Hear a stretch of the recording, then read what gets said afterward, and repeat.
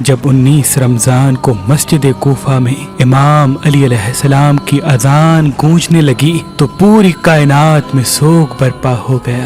چرند پرند جنات چیخنے لگے اور حضرت جبرائیل علیہ السلام تمام انسانوں سے کہنے لگے کہ اے انسانوں، آج آخری مرتبہ علی کی آواز میں اذان سن لو۔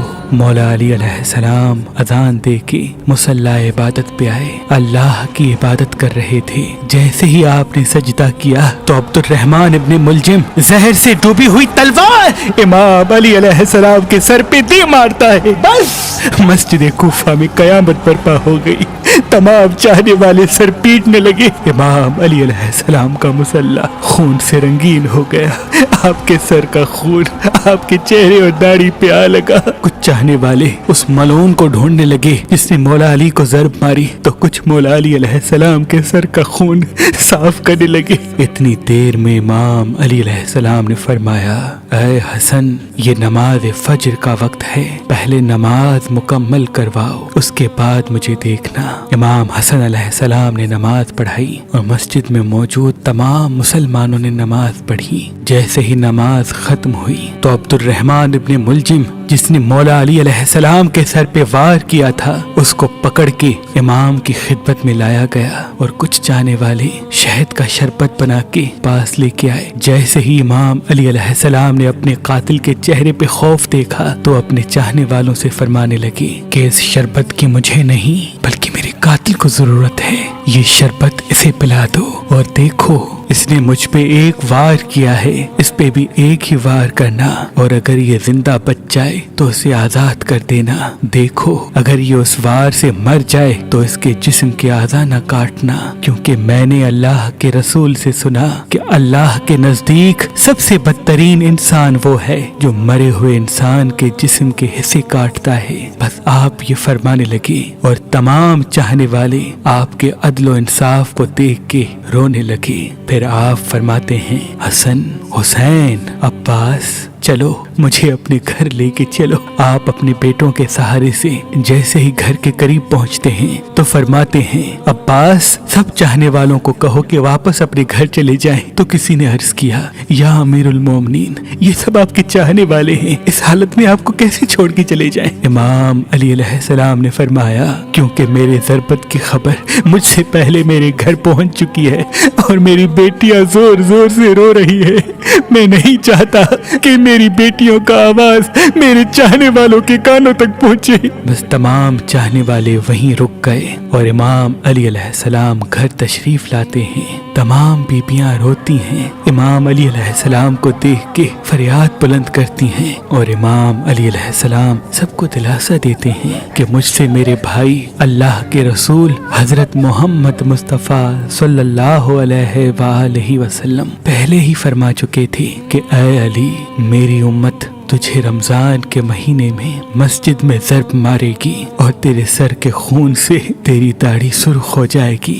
یہ وقت صبر کا ہے۔ آپ کو بستر پہ لٹایا گیا۔ تاریخ نے لکھا، جیسے ہی طبیب نے امام علی علیہ السلام کو دیکھا تو وہ چیخ کے رونے لگا اور فرمانے لگا کہ وہ ضرب زہر میں ڈوبی ہوئی تھی اور زہر مولا علی کے پورے جسم میں پھیل چکا ہے، جتنا ہو سکے آپ ان کو دودھ پلائے۔ بس جیسے ہی یہ خبر کوفے کی گلیوں تک پہنچی تو کوفے کے یتیم بچے اپنے اپنے حصے کا دودھ لیے امام علی علیہ السلام کے گھر پہ آتے ہیں اور بآواز بلند کہتے ہیں، یا حسن، یہ ہمارے حصے کا دودھ ہمارے مولا کو پلائیں، ہم ایک مرتبہ یتیم ہو چکے ہیں، دوسری مرتبہ یتیم نہیں ہونا چاہتے۔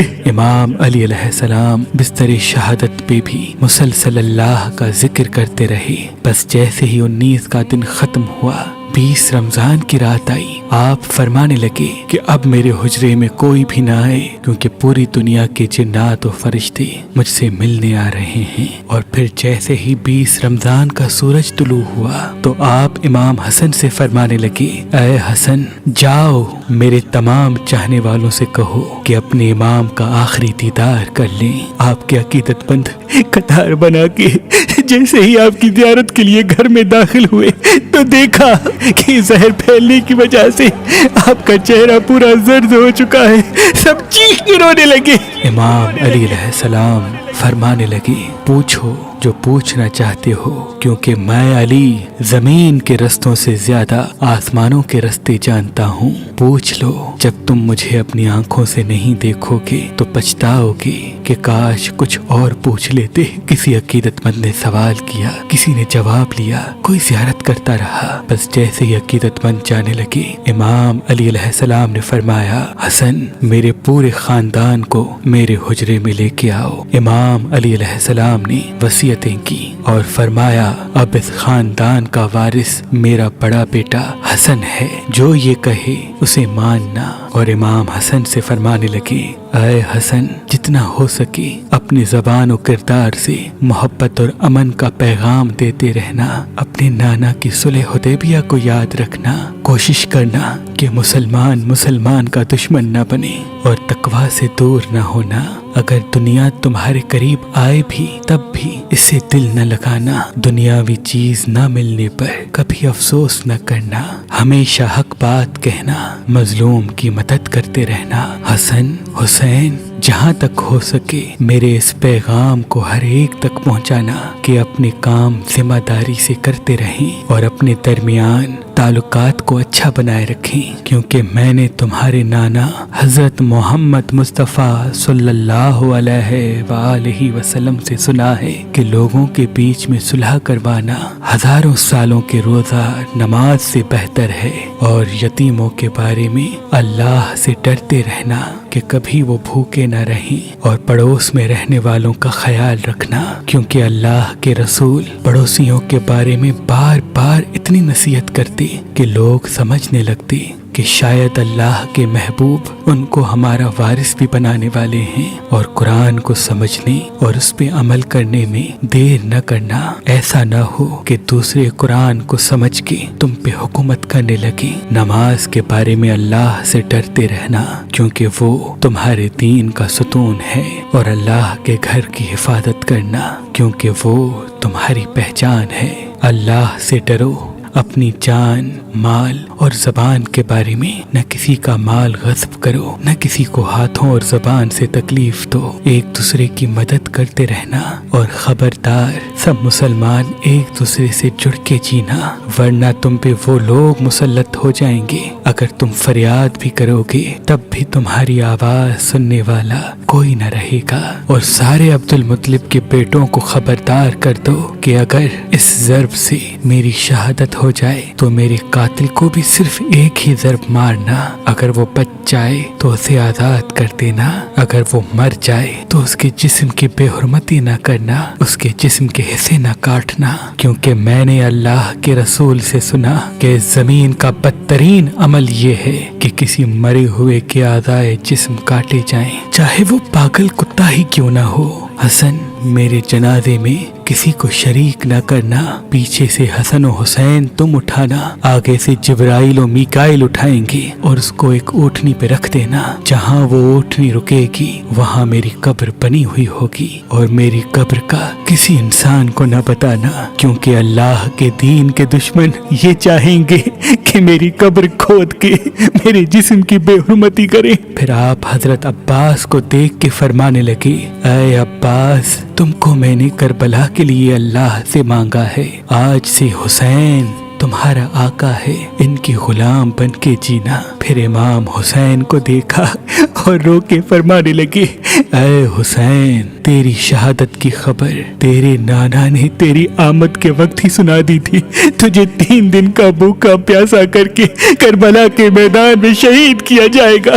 तेरे बच्चों को, साथियों को बेदर्दी से मारा जाएगा। हुसैन, तेरी शहादत के बाद मेरी बेटियों को, तेरी बहनों को रस्सियों में कैद करके इसी कूफा और शाम में फिराया जाएगा। हुसैन, अल्लाह के दीन के लिए सब्र करना, और जब वक्त आखिर आए तो अपनी बहनों और बेटियों से नसीहत करना कि इस्लाम के लिए सब्र करते रहें और कदम कदम पे ये गवाही देते रहें कि अल्लाह के सिवा कोई इबादत के लायक नहीं, और उनका नाना हजरत मोहम्मद मुस्तफ़ा सल्लल्लाहु अलैहि वसल्लम अल्लाह के रसूल हैं। बस इतनी देर में आप फरमाने लगे, सलाम या रसूल अल्लाह, سارا خاندان چیخ کے رونے لگا اور کہنے لگا اے ہمارے مولا، کیا ہمارے درمیان اللہ کے رسول موجود ہیں؟ امام علی علیہ السلام نے مسکرا کے فرمایا، ہاں، اللہ کے محبوب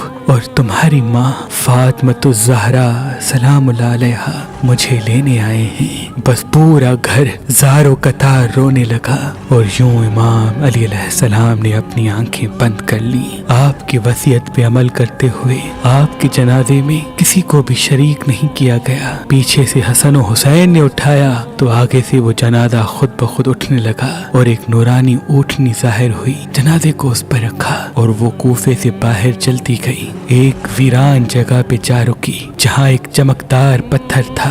جیسے ہی امام حسن حسین نے اس پتھر کو ہٹایا تو اس پتھر کے نیچے ایک قبر بنی ہوئی تھی اور اس پہ لکھا ہوا تھا کہ یہ قبر اللہ کے نبی نوح نجی اللہ نے بنائی ہے، اللہ کے ولی علی ابن ابی طالب علیہ السلام کے لیے۔ علی ابن ابی سلام ہو اللہ کے ولی امام علی علیہ السلام کی عظمت پر سلام ہو، شیر خدا نفس نبی مومنوں کے امیر حیدر کرار